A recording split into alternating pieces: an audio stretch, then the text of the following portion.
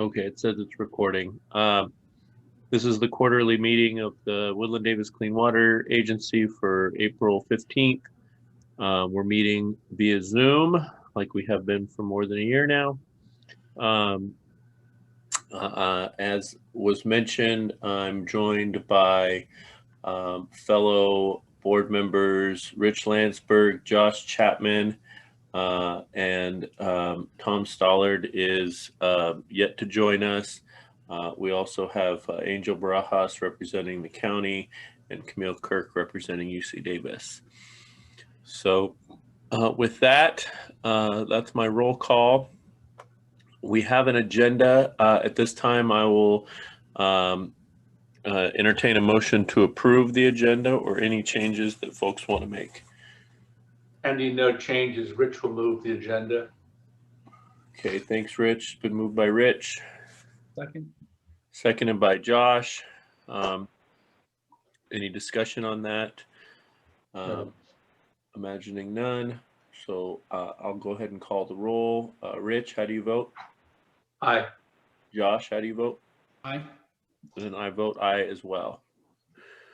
So now we'll move on to item 1, which is the consent calendar, quarterly reports and minutes.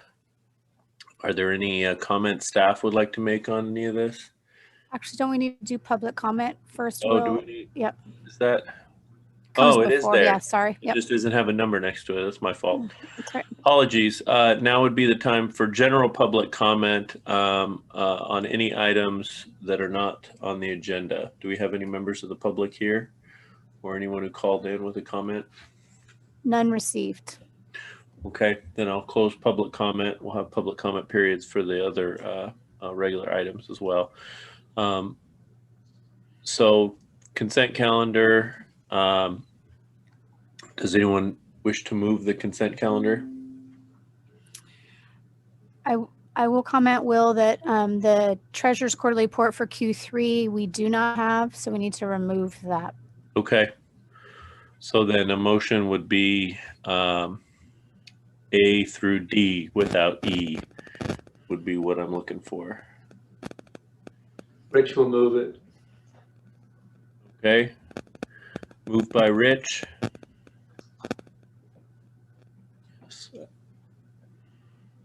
I think Josh is muted, but I think I saw him one a second. Yeah, sorry. Really bad. He really was. Okay. Rich, how do you vote? Aye. Josh, how do you vote? Aye. And I vote aye as well. So that passes.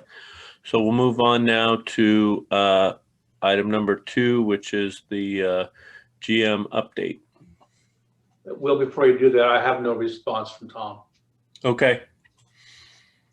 Tim, you're going to share yours now or to keep this? Yes. Okay. Yeah, I think I just overrode. Okay, we should be seeing my screen now. This is Tim Bush speaking. Yes. I made a few changes from the other presentation just yesterday and today, so I switched to a different presentation. Relatively short update today, 5 real topics.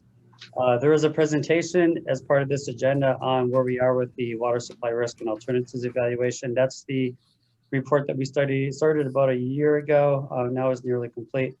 I'll talk a little bit about water supply outlook. Hasn't gotten better since the last meeting. And then where we are in capital improvement projects, and then our usual operations update, and then our third-party O&M inspections that we're doing this year. So water supply risk and evaluation study, that, like I said, that's something that has been underway for quite some time now. There is a presentation today on that. And then I think we have some, probably some like final comments on the recommendation sections really, and we'll be able to wrap that up pretty shortly unless there's a lot of comments on that coming soon. In terms of water supply outlook, like I said, it is not looking any better than last time we spoke. This is the graph showing the what's called the 8-station northern Sierra precipitation. Basically, it looks at 8 different rain gauges or precipitation gauges in northern part of California. Basically, everything that feeds into the delta from the north. They keep track every year, as they have for, I don't know, 90 or so years now. And so kind of the blue shaded area is the average. That's a 30-year average. 1966 to 2015. Last year's 1920 is in black. It ended up something like 60% of average precipitation. This year is in the blue below last year. Right now, at a point in time, we're at 22.4 inches. If it doesn't rain anymore, we'll end up somewhere around 40% of average precipitation. But it's the main challenges we have this year is that it's back-to-back dry years. Right now, we are the 4th driest year on record through yesterday's day, or I guess 2 days ago's date. How that affects storage in the major reservoirs in California, this is Lake Shasta. Shasta is again, the shaded area is the average. The darker blue is this year. The red is the 1976-77. That's still the drought of record. And then the green and blue are very wet years and how they ended up above Shasta. Where we are right now is it's about 2.3 million acre feet. It's quite a bit below average, about 52% of full capacity, but we are above the drought year. But one thing you can probably barely tell in the graph that Shasta has already started to go back down. It's going down because there's not much water coming in. And because the inflow to Shasta has been so little this winter, it is a declared Shasta critical year, which does cut our CVP water right by 25%. That's the water right we use during the summer months during the Term 91 curtailment. Next is the kind of the Term 91 graph. This is the graph most of you are familiar with seeing. This time of year, we pay a lot of attention to it. There are daily calculations that back up the graph. This graph is updated every Friday, but we can check the actual math every day. Right now, the flow is not in Term 91 territory. I was on a call with there's a dry weather task force, which includes Reclamation, State Water Board, DWR, NOAA, a large majority of the water agencies in Northern California. And they kind of put everybody together to kind of help things be better than they were during the last drought in 2015, where things got pretty bad, to kind of help things go. So one thing that group is working on, particularly the state and federal governments, is to have a better outcome for salmon in the Sacramento River. This year, some of you may recall back in 2015, the temperatures in the river water got too high and something like 99% of all the out migrating salmon died. So they're working to try to prevent that this year. And there are some impacts to us on account of that. So kind of on account of that, plus it being a dry year, the state has said that in roughly 2 weeks or maybe less, the Term 91 curtailment will be imposed. Right now, the numbers are, it should not be Term 91 for a while yet, but as irrigation starts increasing, and because right now there's a discrepancy between some water rights already being curtailed, but Term 91 is not yet, there's a bit of a discrepancy in who's curtailed and who isn't, so the state may fix that by just simply curtailing everybody. So that type of thing typically happens on a Friday, so maybe tomorrow, maybe we get 2 more weeks, we'll see what happens. But we are prepared. What happens when Term 91 curtailment goes into effect, the agency will reduce flows to the partners to basically stretch out the CVP water from whenever Term 91 curtailment starts through the end of October. Any questions on water supply? And no, it's not an uplifting topic this year.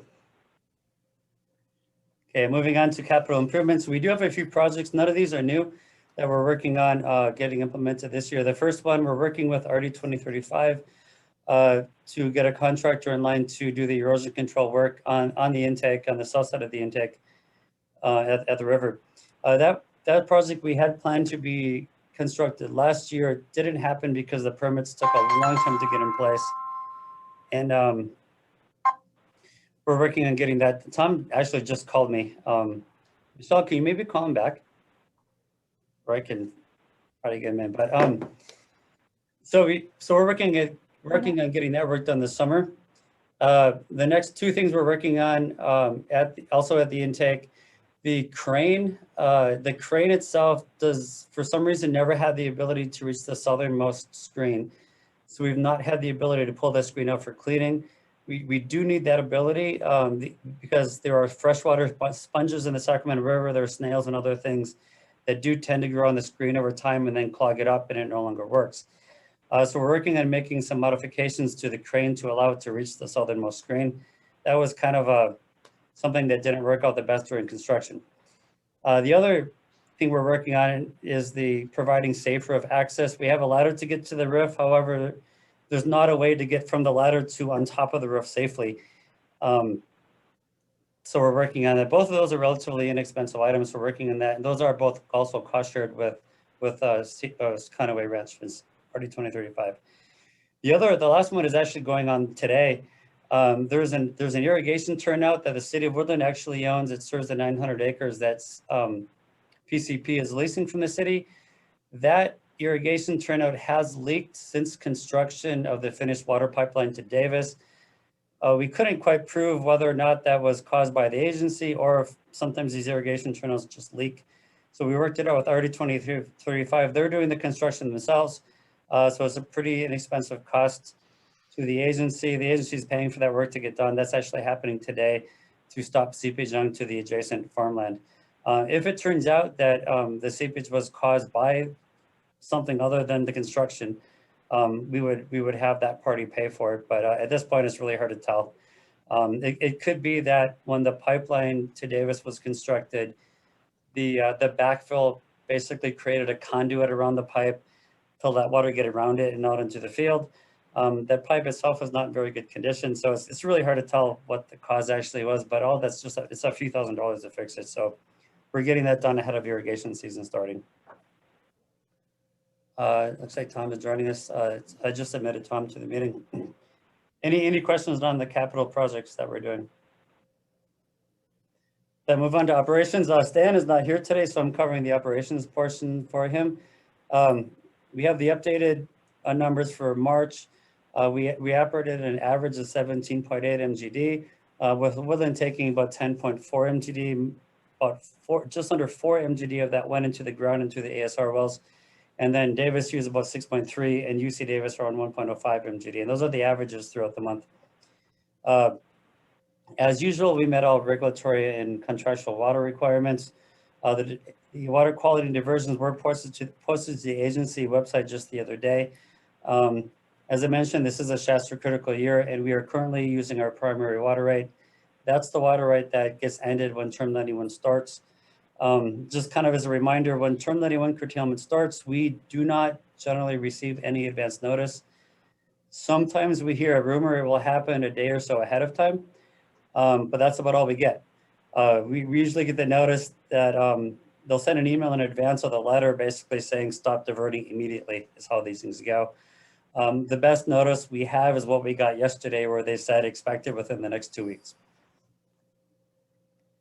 We do have a third-party O&M inspection plan for the summer. This is included in the overall DBO contract. It's included because we have a contract operator of the facility. We have every confidence that our facilities are being maintained perfectly. We're very confident in that, but we do have third-party inspection every 5 years, basically to make sure that when we get to the end of the DBO contract, we don't maybe find something that was never maintained. So it's a relatively inexpensive thing. We were planning on doing that by now, but because of COVID, it's been delayed a bit. We're working on getting that done hopefully in June, but it really depends on when we're allowed to have outside visitors to the water plant. Water plant is still in pretty severe lockdown due to the need to have the operators healthy. We have a limited number of operators and they really can't take the chance of somebody getting sick. So that's the reason why this has been delayed. So with that, I'll turn it back over to Michelle to bring up the budget slideshow.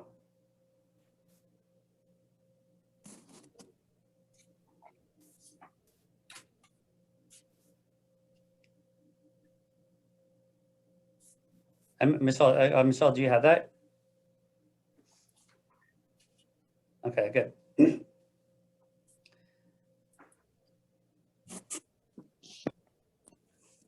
Okay, can you go to the next slide, please? So the overall budget, we have really two budget categories. For most of you, this is very similar to the past years of budgeting. For Josh, it's a bit new.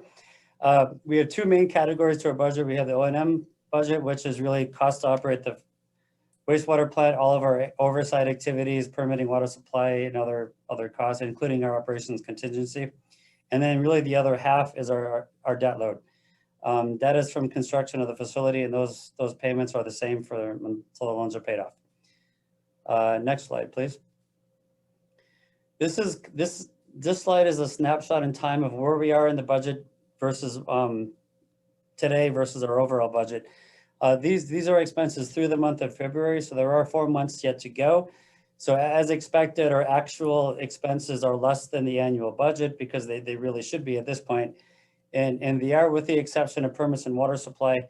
That one is a bit over because we did purchase more water this fiscal year, and actually did use more than what we had initially planned on.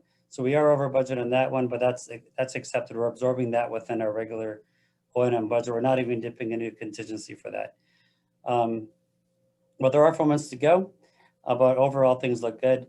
The SRF line item, that's really a point in time. There are differences in our SRF loan payment between the various partners. So as you can see, Davis budget, Davis actual, those match. Davis has already paid their loan obligations for the year. Woodland has not. We've made one of our 2 loan payments for the year. And that's just simply when the loan payments are due. It's not related to not paying something, but the contingency we have as a budget item, we have not used any of that contingency. Next slide, please. So this is kind of a comparison of our current approved budget and where we expect to end the fiscal year. On the overall category, operation and maintenance, that's all of our operation expenses. We're expecting to come in under by a fair amount. I'll explain a little bit more why in the next slide. On the oversight items, we're expecting to come a bit under budget, $60,000 or so. Permits and water supply are a bit above because we did buy and use more water. Agency administration, we are expecting to come 20,000 or so below. And then a contingency, of course, 0. We're not expecting to use any of our contingency. And then debt and reserve payments, that will match exactly what we budgeted. Next slide. So it's a kind of an explanation of the differences between our budgeted numbers and what we're projecting to have at the end of the year. We're expecting to come under budget on the O&M series by roughly $400,000. And a lot of that is due to underusing what we had planned on using for deliveries to the partners this year. And that has a lot to do with Term 91 going very late. Last year we really reduced flows in November and December last year on account of the curtailment and trying to stretch out the purchased water. And it also reflects the expected early start to a Term 91 this year, which will also reduce deliveries to our partners.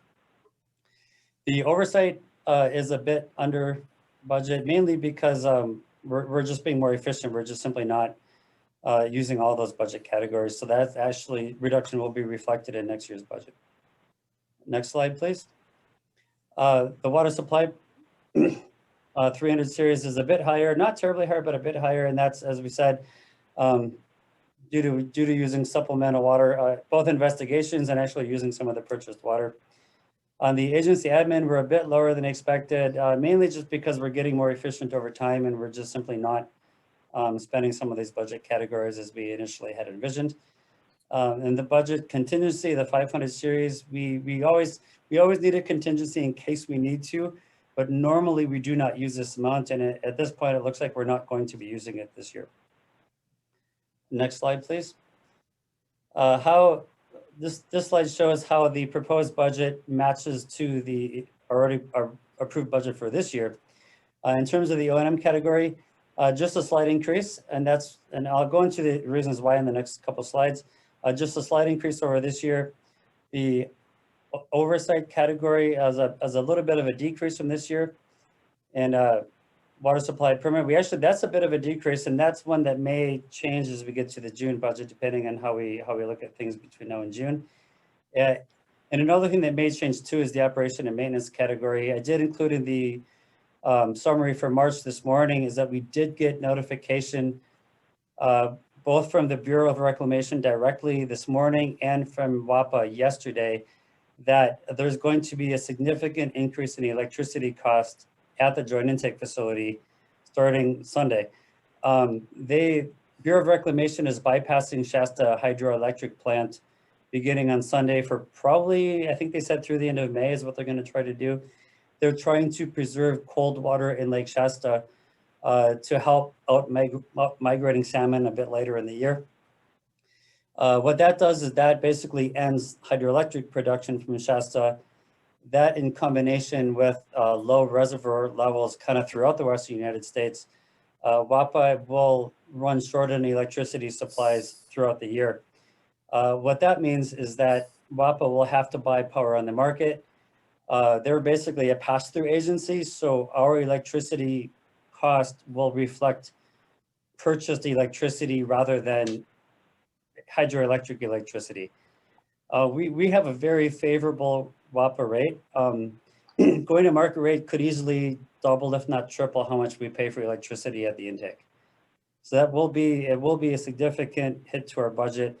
But there's no way really to categorize how much that will be at this point because we just found out yesterday.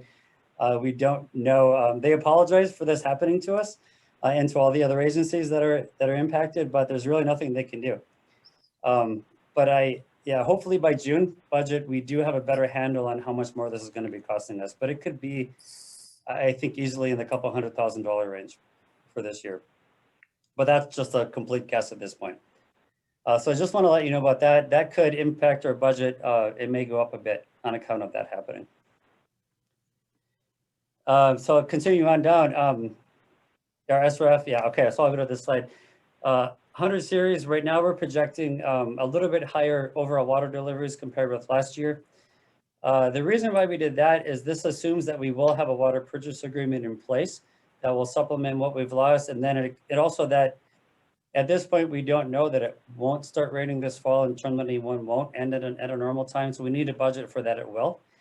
And then also we did some sensitivity analysis and that if we change our projected water use throughout the year, it really doesn't matter a whole lot in terms of our budget. It's a relatively small amount of change. I think it was like $150,000 for each MGD we changed on an average annual basis. So it really wasn't hugely impactful for our budget, so we went a little bit more on the conservative side of things.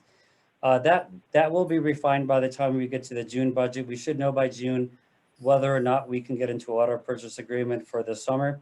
If we can't, we'll adjust the budget down. We should know by June how, at least some sense of how this electricity cost will affect our budget. That may push things up a bit. So those two things will be resolved by June. It also includes a escalation according to our DBO contract.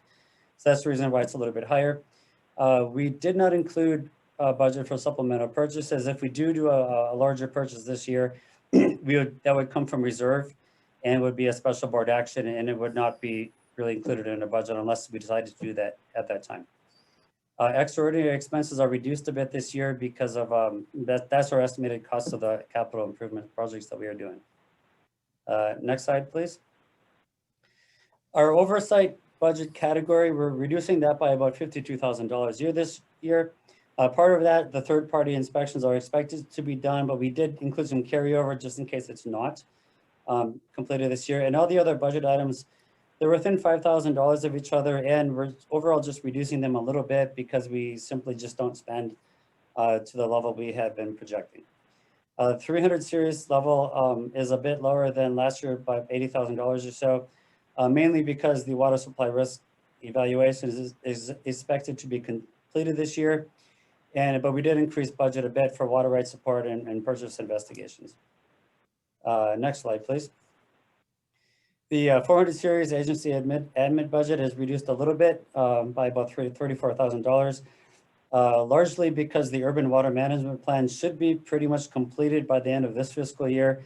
It does include some budget in case there's any questions from DWR. And I think actually we are still waiting for final guidelines from DWR. These things are due by June, but I don't think the final guidelines have yet been released. And some of the other budget items are reduced a little bit, basically to bring them more in line with what we actually spend. And then correspondingly, because our budget is a little bit lower than last year, our contingency is reduced a little bit from what we included this year. But again, I'd like to remind the board that last year we switched our strategy towards funding the contingency because we typically do not spend the contingency. It is included for overall budget authorization, but it is not included in how much we collect from the project partners. So you'll see the contingency will be the amount different between the overall approved budget, and then the overall approval of what we need to collect from the project partners will be different by the contingency, because what we used to do is we used to collect the contingency from our partners, not spend the money, and then return it back to the partners, only to charge them again the following year. It didn't really seem to make a lot of sense. We just simply retained the money from a few years ago and then not charge it ever again going forward, unless we needed to spend it for some reason, and then in which case we would replace that money. Next slide, please. The debt and reserve payments are similar. That's set by the amortization schedule that was put in place when the loans were closed about 4 years ago. So that's consistent. That'll be consistent every year until the debt is paid off. Next slide, please. The next steps, we will fine tune the O&M budget, primarily in the electricity cost and projected flow categories, and then we'll bring that to the board in June for approval. If the board has any questions, let us know at this time. And you can take any questions you have either now or later between now and the June board meeting. So that was going to be my first question procedurally. You're not looking for any action today on this item? Correct. Yeah, it's really just as if there's any feedback from the board on the budget items, positive or negative, and can let us know either now or later if you want us to make any changes to anything. Do board members have any comments? Mr. Chair, Go ahead, Tom. are you presuming then, Tim, that we have sufficient funds on hand to cover any contingencies related to water purchases that may be necessary? Yes, yes, the agency is still holding contingencies from construction, and we're working through returning. There are some, we're still working through some details on who actually owns some of that money, but we do have enough funds in the reserve account to fund water purchase this year without going back to the partners for that amount. That's great news. Thank you, Tim. Mm-hmm. Chair, I have a question for Tim. Go ahead, Rich. Tim, I don't know if it's a question for this particular agency or goes back to our city government. It's this. My understanding is in California, we have about $1 billion in overdue water bills. Assuming that, and the governor has prohibited shutoffs, assuming that a lot of people don't pay their bills, you know, in Woodland or Davis or whatever, will that affect the agency's budget? It does not affect the agency's budget because the agency collects money from the partners directly. We do not collect money from the customers. So if there are customers not paying their water bills, that ends up falling on the project partners, both the cities of Woodland and Davis, not so much UC Davis. But so yeah, and that's really a question for City of Woodland or Davis Finance Directors, where are the cities respectively in that. What I do know is that we're not forgiving those debts. The intent is that those will be paid at some point. Yeah. Unless the city councils decide to not do that. But. Thank you. Hey, Tim, I have a question. Go ahead, Angel. Yes. What do the reserves look like? We have a stated reserve policy of keeping at least $1.5 million in the reserve account, but we're currently, I think around $8 million. And part of that is holdover from construction, and we're resolving a bit who actually owns the money, and it's a little bit complicated. We're working with finance directors for both cities on who contributed what money during construction, what was spent during construction, to figure out exactly who owns. We're almost done, but there's a piece of that we're still trying to figure out whose money actually is it. So we're working to return kind of what we're considering excess reserves back to the partners. But so right now we're holding somewhere around $8 million in the bank. Okay, thank you. Appreciate it. And money would build a nice pool in the city of Woodland. Right. Yes. We just won't have any water to put in it. Any other questions or comments on this item? There'll certainly be an opportunity between now and the next meeting, and then at the next meeting to make comments and if need be. So yeah. Well, thank you. I appreciate that presentation. I think that's we should take public comment for this, if there is any? Do we have anybody wishing to make a public comment? We didn't receive any at the agency. Okay, then that will move us on to item 4, correct? This is the West Jost report on water supply risk and alternatives. Also known as the Doomsday Report. Not too bad. It's more opportunities.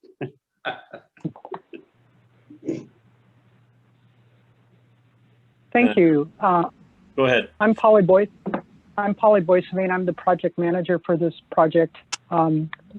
Lindsay Smith, who's here today, served as the technical advisor, and Chris Malone, who's also here, was the project technical lead. And I'll be giving the first part of the presentation, going over the overview, and then Chris will be presenting the results of the study. Next slide, please. Oops. Give me a second. Okay. Why don't I have that?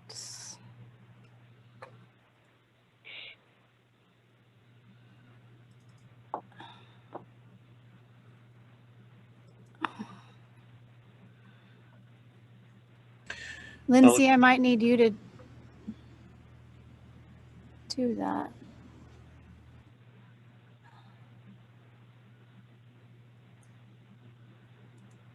I think Chris or Polly can share their screens if that's helpful. Yeah, I thought it was part of it. Did we pull it out for?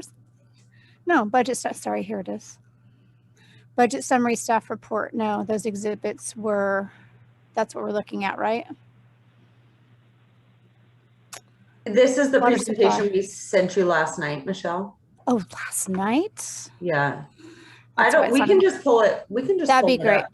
Yep. Chris, can you share? Chris, if you want to pull it up, that'd be great. I don't trust my connection, Oh, so I'd rather not do that. It could, okay. freeze, and it might take a few minutes to recover. I got it, Lindsay. You sent me 2. Yeah, do the one that's underscore clean. Got it. Thank you. Yep. Sorry about that.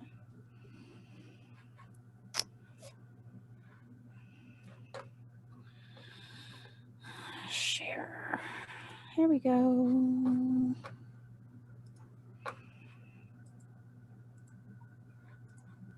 Great. Next There you slide, please. You got it. There we Okay. go. Sorry about that. All right. The purpose of the study, a strategy for ensuring high quality water supplies will be available under all hydrologic conditions. And really the basic driver for the study was the Term 91 curtailments that have impacted both the summer supply, but in more recent years, also the wintertime supply. So the study is to address agency options to improve supply reliability. So it doesn't look at local water supply options that are also being taken by some of the local partners, such as the Davis Local ASR program or the UCD development of the Solana Water Project water. Next slide, please. So in the study, we performed long-term hydrologic simulations to evaluate various water supply conditions. And this was estimating Term 91 frequency and then evaluating different supply options to see how they would improve supply reliability. We then combined those specific water supply options into a series of water supply portfolios. And then we evaluated each of the portfolios based on what infrastructure is needed to implement those, the capital and operational costs, and then any non-cost factors that would be relevant. Next slide, please. So the water options that we considered, building off of the existing supply shown there, of course, acquisition of supplemental surface water supplies. We looked at both wintertime and year-round supplies. We looked at regional ASR, and this would be a project around the plant that would primarily benefit Davis and UCD because Woodland already has its own program. We looked at expansion of the regional water treatment facility capacity, either looking at expansion or sharing, and I'll talk a little bit more about those in a minute. And then lastly, we looked at potable reuse, which is the use of highly treated wastewater as supply. For our study, we had a time frame of 20 years. So for demand conditions, we looked at existing conditions and then a 2030 and 2040 scenario to see how the demand increases that we expect over time impact the supply reliability. For the hydrologic analysis, we used 82-year simulations from 1922 to 2003 to estimate Term 91 and Lake Shasta conditions based on DWR CalSim 2 results. We used 3 different CalSim scenarios, some of which consider climate change. And as is noted here, CalSim 2 is not only used by DWR and the Bureau of Reclamation for their long-term planning, but it's used by a number of different agencies to evaluate future water supply conditions. So with the simulation information that we had from CalSim, we determined the magnitude and frequency of the surface water shortfalls. In other words, the demands that could not be met by your current surface water supplies. And then we evaluated the effectiveness of the available options for addressing those surface water shortfalls. Next slide, please. So for the regional ASR program, this would be, again, primarily benefiting Davis and UC Davis because of Woodland's existing program. And it was looking at an ASR well field that would be in the vicinity of the regional water treatment facility. So we'd be looking at approximately 5 wells spaced in the area around the plant. And what we found as we got into the analysis is that it would be most effective with a modest water treatment plant expansion or with the capacity sharing, which again, I'll talk about more in a moment. Because this was a pretty high level evaluation where we were basing things on available hydrogeologic data, there's still significant uncertainty regarding the quality and recoverability of injected water, especially over multi-year drought periods. So if this option were to move forward, it would require further hydrogeologic investigation. And again, this was looking at a regional option around the plant, so we didn't consider possible future local ASR programs by either Davis or UC Davis. Next slide, please. For the regional plant expansion, the original water treatment plant was designed to accommodate either a 4 MGD or 16 MGD expansion. So we looked at those 2 options. For the 4 MGD expansion, it's effective for a regional ASR program or for the acquisition of supplemental surface water. The primary benefits, again, are for UC Davis and Davis, as Woodland has adequate treatment plant capacity. It would require relatively minor improvements and has a comparatively low capital cost. For this alternative, the footprint of the plant would remain pretty much unchanged. Basically, the primary improvements are upsizing pumps, and then there's a possible new sand ballasted clarification facility that would be required. Next slide, please. So the 16 MGD expansion was considered as a longer term option, most beneficial following the significant growth in demand. So we would be looking at something like that in the 2040 timeframe. And again, this one is only effective in combination with acquisition of a large amount of supplemental surface water. And what we found is that coupled with that surface water acquisition, it would provide sufficient capacity to replace all of the existing groundwater and ASR supplies so that you could be totally reliant on surface water. It has a very high capital cost. Not only would you have to add pumping capacity, but there would need to be a new raw water transmission line and then new process units for every step in the treatment process, and then significant electrical upgrades. Next slide, please. one of the things that we realized when we looked at the 4 MGD expansion is that and when we looked at the available capacity that Woodland has, is we thought that there could potentially be some benefit for Woodland to transfer unused capacity when it's available to UC Davis and Davis. And so this would basically function similarly to a 4 MGD water treatment plant expansion, especially in the near term, when Woodland has lower demands and more excess capacity available. The available capacity would decrease as demands increase over time. So we found the greatest benefit for something like this to be in the 2020 and 2030 timeframes. Obviously, a detailed agreement would need to be worked out among the participants on how that sharing would work. Next slide, please. In looking at potable reuse, this would involve treating Woodland water pollution control facility effluent to drinking water standards. The effluent would be injected into the ground for later extraction as drinking water. It has very high capital and operational costs. Again, this is an alternative that primarily benefits Davis and UC Davis because Woodland would rely on existing treatment plant capacity as ASR program. Although there are projects around where this is being implemented, it's still relatively new and public acceptance would definitely be an issue. Next slide, please. And then lastly, we have acquisition of supplemental surface water supplies, and we looked at 2 different timeframes. We looked at winter time, November through March, supplies that would be needed to keep the water treatment plant operating during term 91 curtailments when you don't have a backstop on your water rights. And then secondly, looking at summertime supplemental supplies that would reduce the dependency on ASR and groundwater.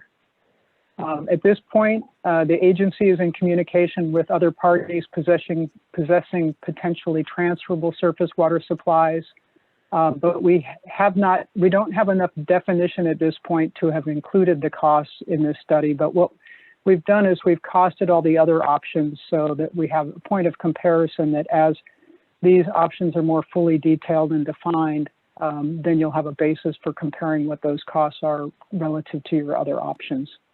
And the agency will be engaging the board once those options are more fully defined. And with that, I'm going to turn it over to Chris, who's going to walk through how we assembled the alternatives into water supply portfolios. Thanks, Polly. So yeah, so we have these 4 different means of dealing with what we call surface water shortfalls, and we looked at various combinations and permutations of those options, and we came up with a total of 10 what we call portfolio alternatives. And this table summarizes those 10, and I'll just go through this quickly. So the first alternative is basically assuming that the agency doesn't really change what it's doing and the participants don't really change what they're doing from existing conditions. So it would be the existing plant. Woodland would continue its existing and planned ASR program. And this provides kind of a basis for comparison for the other water supply alternatives, portfolio alternatives that we're looking at. Alternative 2 is a slight variation on alternative 1. It's simply going with the existing situation, but adding a wintertime supplemental supply during the November through March period, because that's the period when, if there's a term 91 curtailment, the agency has no permanent supply available to them right now. Been using West Sacramento water in the last few years, but looking to potentially acquire a longer term supply than that. And then the next 4 options would rely heavily on supplemental water supply, supplemental surface water that is acquired year round. So it would be both the winter supply to get through the curtailment period I just described, and also expanding surface water supplies during the summer months. And the alternatives 3 through 6 look at various combinations of year-round supplemental supply with different treatment plant options. So alternative 3 would be the existing treatment plant capacity with no expansion. Alternative 4 would be with the modest 4 MGD expansion that Polly described. Alternative 5 would be with the large expansion, the 16 MGD expansion. And alternative 6 would be capacity sharing, where that Polly also just described, where Woodland would allow Davis and UC Davis to use any capacity that it is not using at any given time. So one of the features of options 3 through 6 is because Woodland already has adequate treatment plant capacity to meet its demands, that if you had the supply year-round under all circumstances, Woodland would not need to continue operating or relying on its ASR program. So the ASR program either goes away or becomes kind of an emergency backup program. The next 3 options, 7 through 10, are don't involve a year-round supplemental supply. Instead, they involve a wintertime only supplemental supply, and that supplemental supply is coupled with a regional ASR program, as was described. And the regional ASR program functions differently depending on the amount of capacity available to Davis and UC Davis. So in the alternative 7, it would be limited to the existing capacity constraints that Davis and UC Davis have. In alternative 8, there'd be a 4 MGD plant expansion that would be dedicated to Davis and UC Davis. And number 9 would be with capacity sharing, the regional ASR program in combination with capacity sharing. So, and then alternative 10 is to look at, we looked at potable reuse. Again, that's highly treated wastewater from Woodland's wastewater treatment plant. And again, all of these involve winter supplemental supply, all except the alternative 1 anyway. And the potable reuse program would be over and above a regional ASR program and over and above Woodland's local ASR program, because there really wouldn't be any point in treating highly treated wastewater and injecting it into the ground when you have a surface water supply available to do that already. It's obviously much cheaper to use the surface water you've got. So essentially, this would just supplement a regional ASR program. And again, because Woodland has adequate plant capacity, the potable reuse program would be dedicated mainly to Davis and UC Davis. So if we can go to the next slide, please.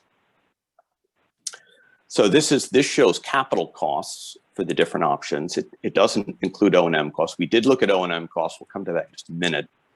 Nor does it include surface water purchase, which we are not including for reasons Polly just said. We don't really have a good handle on those costs just yet. So we didn't attempt to put a dollar amount on that. But so we're limited to capital costs, and we split those out depending on which entities would be spending it. Now, in that 16.4 number that you see that recurs in Woodland's column is essentially they're expanding their existing ASR program into the future.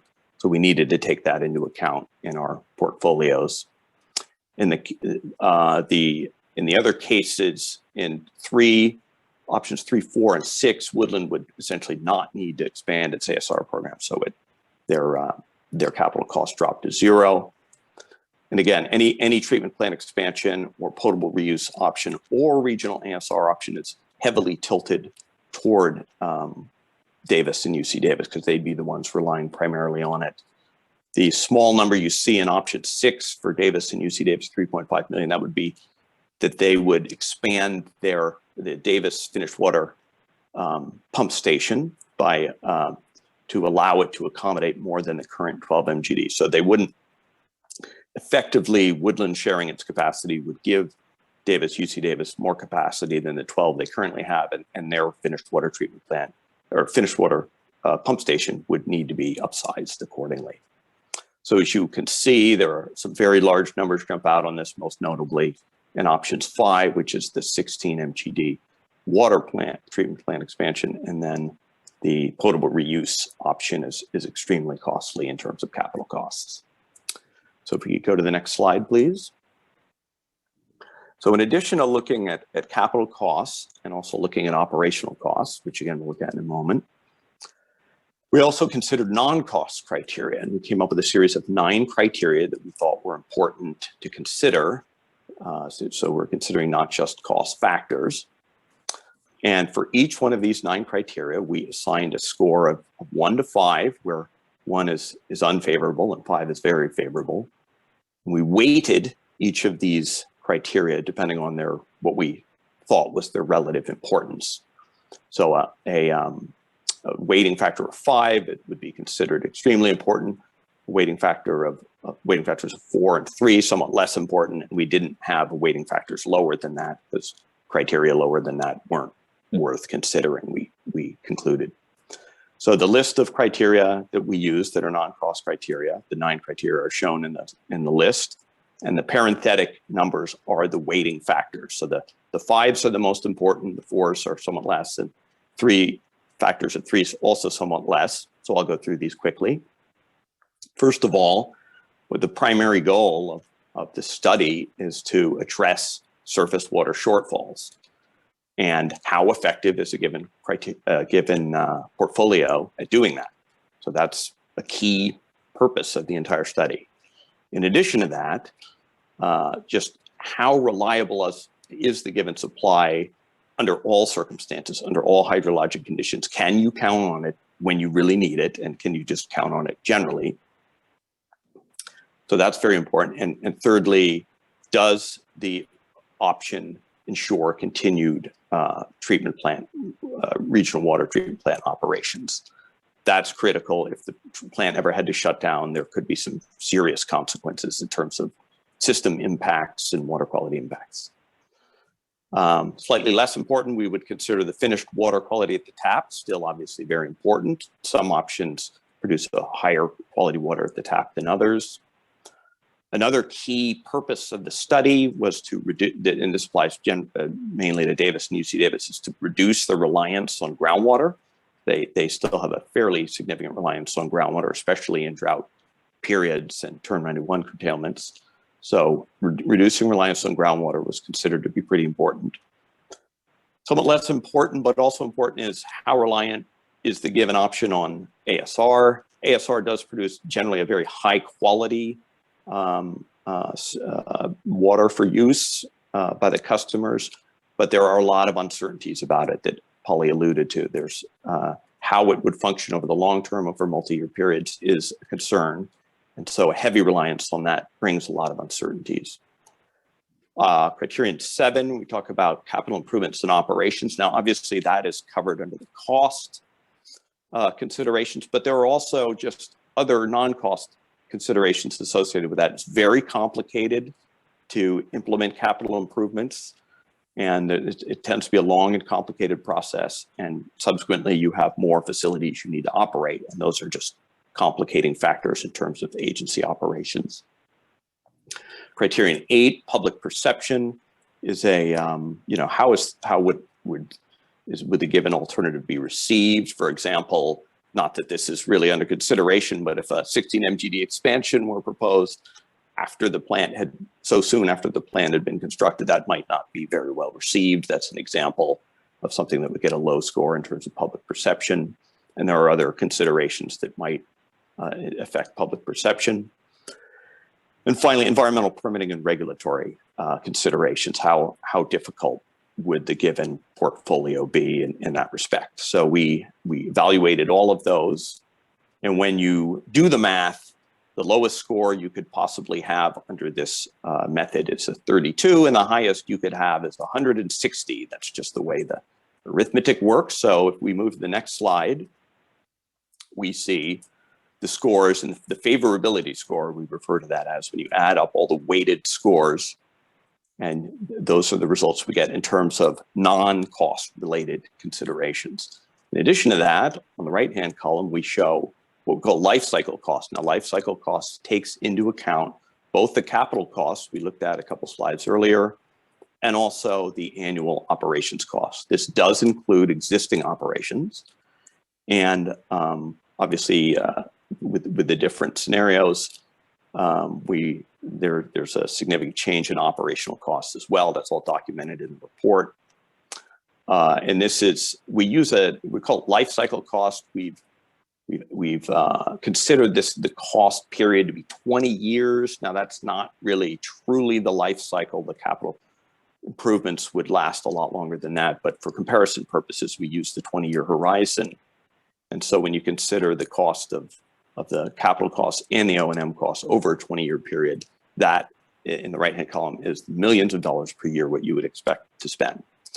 So as you can see from our estimation, what appears to be the most favorable from a non-cost perspective is the year-round supplemental supply with treatment plant capacity sharing, because it doesn't require significant improvements to the plant. It does not require an regional ASR well field. It allows Woodland to not continue to expand its ASR program. So there are, and it is otherwise appears to be reliable. In fact, all of options 3 through 6 get pretty good reliability scores. Now, all of this assumes that you can get the year-round supplemental supply that you're looking for. The right-hand cost gives us a sense, the right-hand column gives us a sense of what might be a cost-effective amount that you would spend on supplemental supply. So currently, under the current base case, alternative 1, we're showing a life cycle cost of approximately $8 million per year. That goes down if you go to year-round supplemental supply, because you get away from ASR operations and capital costs. So the lowest cost alternative here is, in terms of life cycle costs, is to go to a year-round supplemental supply with no expansion and no other changes. Slightly more expensive than that is option 6, which is the only additional cost there again would be, well, there'd be more supply that could be used. So that increases operational costs, but also the slight increase in capital cost to the Davis finished water pump station.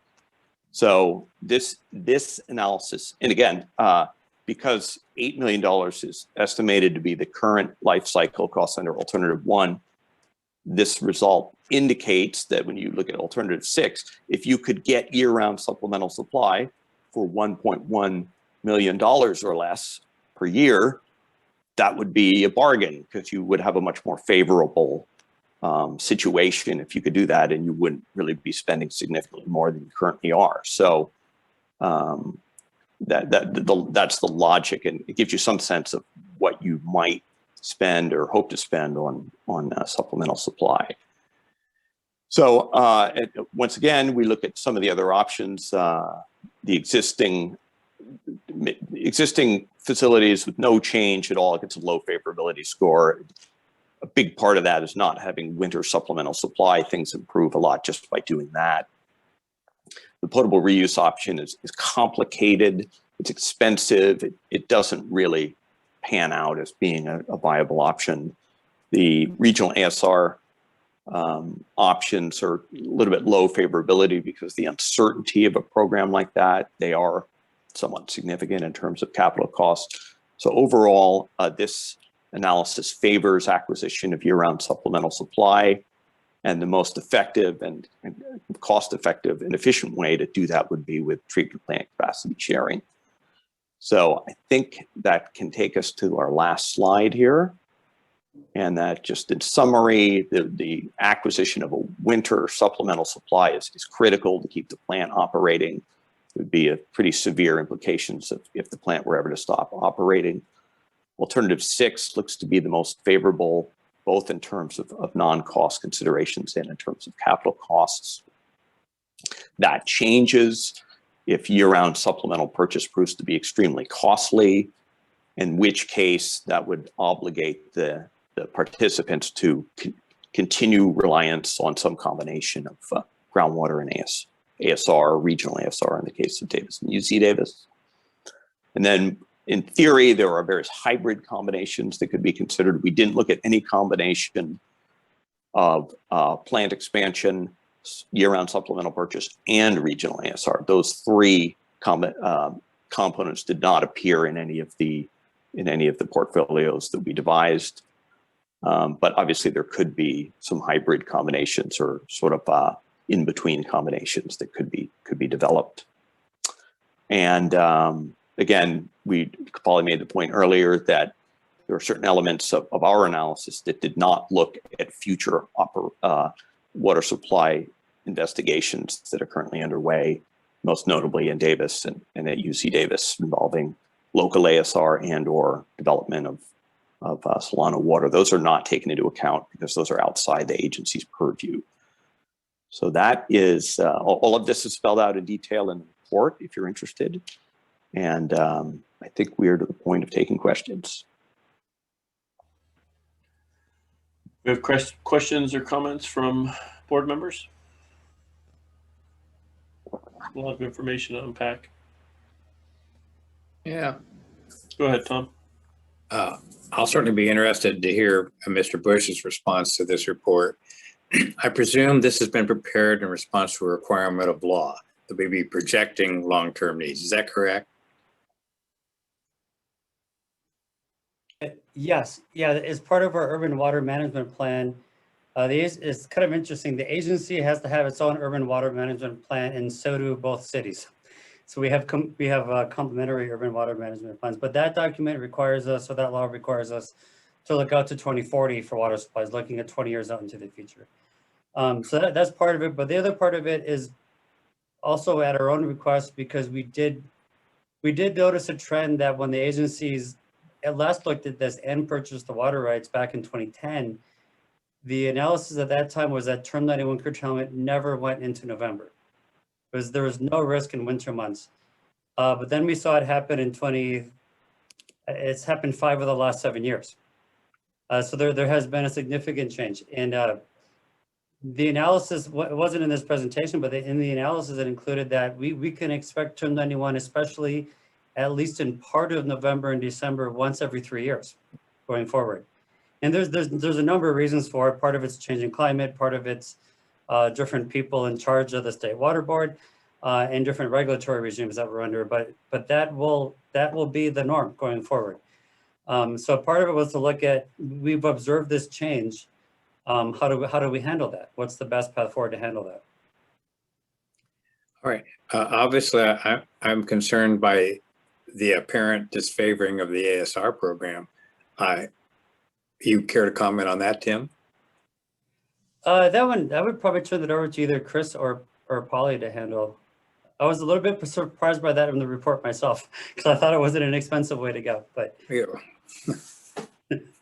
Well, I think it may be favorable, but it just has a high level of uncertainty. And the regional ASR program is a non-trivial infrastructure investment. So it'd be 5 wells, and there'd need to be distribution and pumping over a pretty large area to make that work.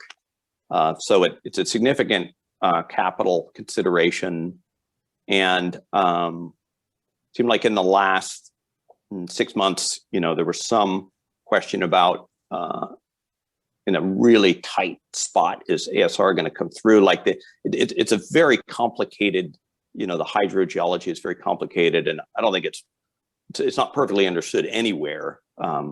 In any program that uses an ASR, like what exactly is going on in terms of the intermingling of ASR and groundwater and the migration of the injected plume. There's a lot of uncertainties, and we're not saying it's generally unfavorable.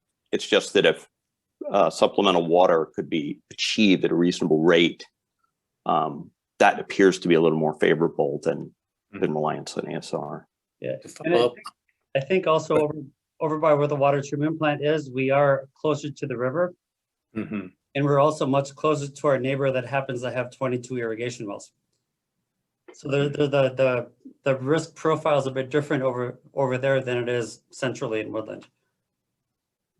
Was that theory that you would be buying more supplemental water, treating it, and then injecting it to have a better supply from the treatment plant to the partners? Potentially, but also relying more heavily on the available capacity that we have in winter months. Yeah, we actually didn't look at a combination of regional ASR and supplemental purchase for injection because there'd be, as it stands right now, the agency can only inject water under its primary water right. So there would be potentially some regulatory hurdles to using another water right for injection purposes. But mainly it's taking advantage of the fact that in most winters, there's a lot of unused capacity among all the parties. And so that's the time when you can inject a lot of water in the ground. Generally, I guess would be like November through April. is the injection period that Woodland uses. And when you don't have a curtailment, then there's a lot of available, and with the treatment plant expansion or with capacity sharing, there's quite a bit more. That actually adds a significant benefit to any regional ASR program, is Woodland and, I'm sorry, Davis and UC Davis having more available capacity so they can inject more when during the injection season, and extract more and deliver more in the summer months. You're doing your best scientifically to make recommendations, but would it be fair to say that this is still pretty speculative? Oh yeah, yes, I think that's yeah. Yeah, I don't think there's any way around that. I mean, we're trying to be in the business of predicting the future, and as I've often said, when it comes to predicting the future, humans are terrible at it, but we try and make as educated a prediction and projection as we can do here, and that's what we've done. You said the 4 MGD per day was a low-cost way to supplement the system relatively. What exactly does that mean? Does that mean that we have the plant capacity to take that 4 million gallons already? We just have to get the raw water to put in there? I think there's some relatively minor, and we say minor in comparison to a large expansion, but there's some minor capital improvements that would be necessary, mainly upsizing of pumps within the plant, right? Some upsizing of delivery pumps for finished water. I think the raw water pumps would need to be upsized to accommodate that.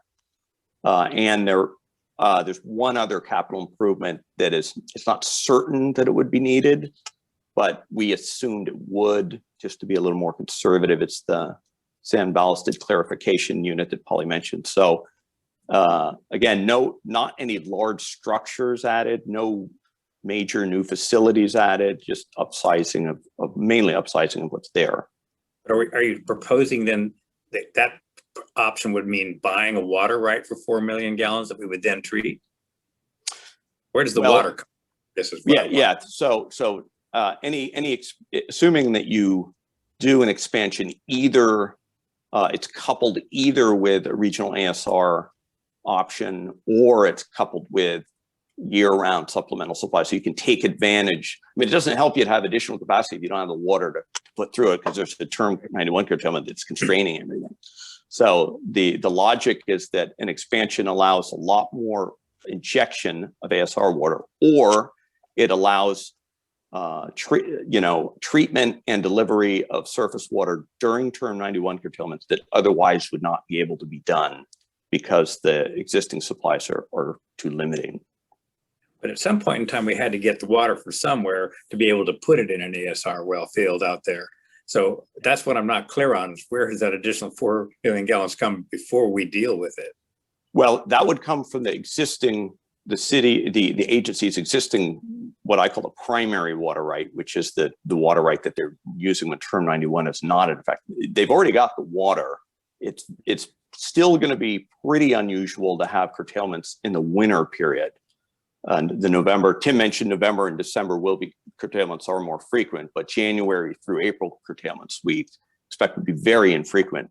The agency has the water right now. They're not using anywhere near what they have. They're not going up against their limits on that at all. My question: we have more capacity in our water rights than we're utilizing. Absolutely. Thank you. Thank you for tolerating all my questions. I have a lot more. Thank you. I want to share the wealth here. Yeah, thanks. Yeah, I'm sure there are several questions as we move forward in this process. Tim, maybe you could speak a little bit to sort of where we go from here as we evaluate these various options. Yeah. We're just getting through reading the document now and preparing recommendations. We'll probably work on making some of the recommendations more robust and a bit more, it's kind of a partially completed concept I have, is like, if this happens, then what should we do?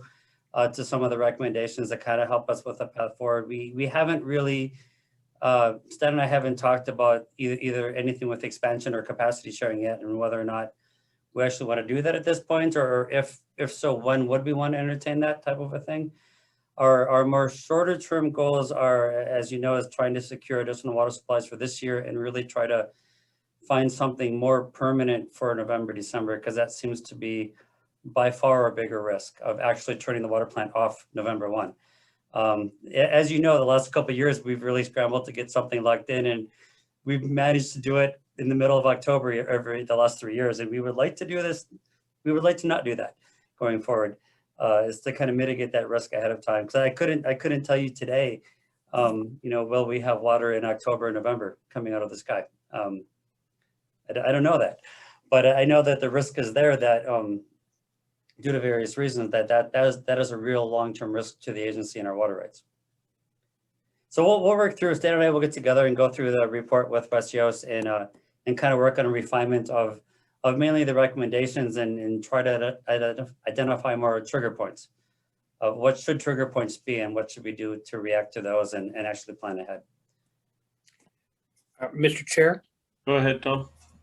The reason I asked about ASR is, it's been touted as a great solution and has a pretty good reputation among our citizens. And this, what I hear today seems to put that in some question. So I'm concerned about that because I don't want to see our citizens lose confidence in this technology. I know it's been mentioned as a possible future option for Davis. And we understand the hydrologic issue. These things don't work just everywhere. There have been failures. But at least so far as I understand it, and Tim can correct me if I'm wrong, our system is performing quite well. Yes. Yeah, Woodland's 3 ASRs are performing very well. We didn't start injecting until December 29th this year because of the 2021 curtailment. But from December 29th through end of April is what we projected to. We will have stored, well, actually right now we stored 450 million gallons. So we'll be we do about 3.78 million a day. So we should then close to 500 million when term 91 starts, if it starts around May 1. But we do have something like 800 million stored from previous years. So, it works very well in Woodland. That water should all be recoverable. And even when we start getting into the mixed zone where it's somewhat mixed with native groundwater, it's still much better than the native groundwater. We would see a little bit of an increase in hardness and TDS, but still much better than the groundwater. So we should be able to extract really 90% of that water, other than what's the intentionally mixed zone that essentially forms the walls of the tanks, if you consider it as a tank. There could be, and one of the next steps could be is what really we could investigate what really is the hydrologic gradient at the water treatment plant if we were to do it over there. It is going to be a bit different than in Woodland because it's a couple miles closer to the river and we are closer to a network of irrigation wells. Those irrigation wells are all high capacity. They can influence the direction of groundwater flow. So we would have to, and one of the steps maybe is to investigate further, is that really a factor for us or not? At this point, we don't know if it truly matters in the whole scheme of things that those wells exist. But then you get into a little bit as we treat water in winter, store it into the ground. It could be a more highly rated solution than it is, but I think the main point is that there's some more investigation that would need to happen to further refine it at that location. Thank you.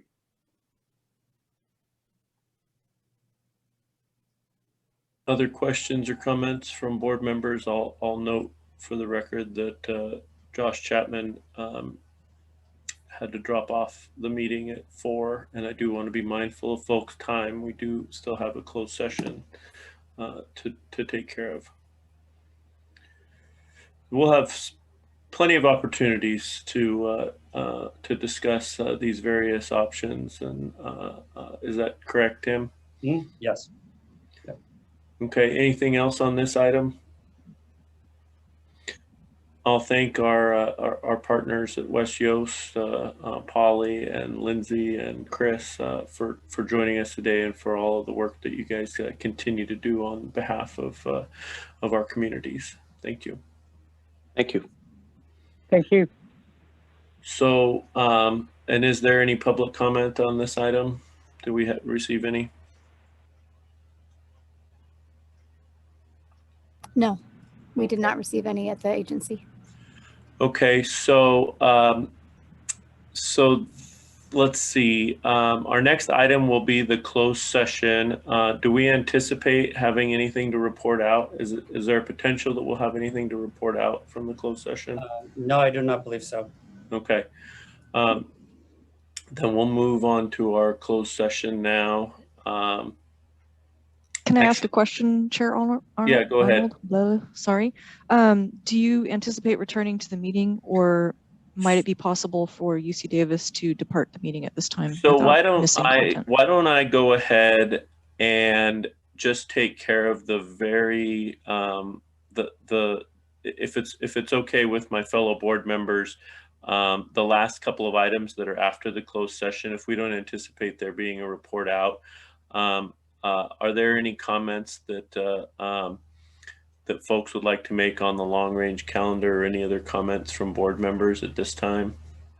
Yes, two quick comments on the long range board calendar. One thing I should have mentioned in the GM report earlier is Woodland, Davis, Clean Water Agency, and the cities of Woodland and Davis. Some of you may recall 2 years ago, we were selected by the EPA as kind of the Western United States model of resiliency. Turns out we're still that agency. So we've been asked to do a presentation. It's actually next week on the 21st. What day is that? Wednesday, I think. That we're doing a presentation with the EPA on basically resiliency against drought and other factors. So we're still kind of the poster child for being a good government agency. I think there's something like 205 people registered for that event. So I wanted to let you know about that. And then the other item is the June board meeting. Wanted to poll the board to see if anybody has any issues with moving that meeting a week earlier to June 10th. Holding the same time, or we could do a different time, but moving that meeting a bit earlier. Do you want to do that as a calendar look right now, or will you be sending a meeting poll? We'll send a meeting poll. Okay. But I just wanted to see if there's any major objections at this time to doing that. It's the last day of school, at least in the Davis Joint Unified School District, although the 10th, I believe. Not that necessarily. Good point. Okay. I don't know. But maybe another day during that week would be possibly okay. Earlier in the week before school. We'll send a poll out. Yeah, we'll send a poll out and see what everybody. Okay. I can send a poll out for any day that week, and whatever you guys want to do. Thank you. Then, Yeah. Tim, would you be able to send us the information on the EPA webinar? That's really exciting. I'd like to share that with a few people back at campus. Yes, yeah, I'll forward that over right after the meeting. Yeah, and any information, I don't know if we would do any type of announcement of that, but it is good news, and it is something that I think certainly the naysayers in Davis that didn't want us to be here, I would love them to read that in the papers. Yeah. It's only been of resiliency, not bad. Yeah, it's only been 8 years since that campaign, and I'm still bitter. So, And will there be a recording of it that we could maybe link to as well off of our agency website? Yes, yeah, it will be recorded. It's actually a training for CREATE. It's EPA's model for water and sewer utilities and how to kind of harden themselves against various risks to the utilities from the environment, like drought, fire, tornado, all those kind of things. So it's a software tool that they came up with. What kind of capital costs should an agency look to do to harden yourself against things that may go wrong? And turns out we're the model for resiliency, primarily against drought, because that's our primary risk. Well, congratulations. That's just fantastic.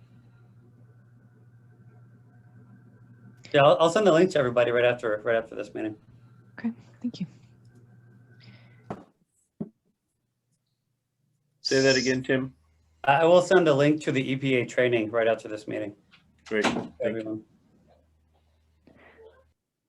So with that, may UC Davis folks excuse themselves? Yes, please. Thank enjoy you the so rest much. of the day. Thank you. All right. Take care. And I'll go ahead and close the open session meeting, adjourn the open session meeting, adjourn to closed session. So I don't know if you need us to do 25. anything. I know there was maybe going to be a breakout room or something, but perhaps we can just stop the recording here unless there's anyone here that ought not be in the closed session. Yeah, I think everybody else is fine. I can stop recording. Okay, recording is stopped. Okay. I'm just reporting out that there is no action that was taken in the closed session. So we're adjourned. Thank you. Thank you. Have a good day.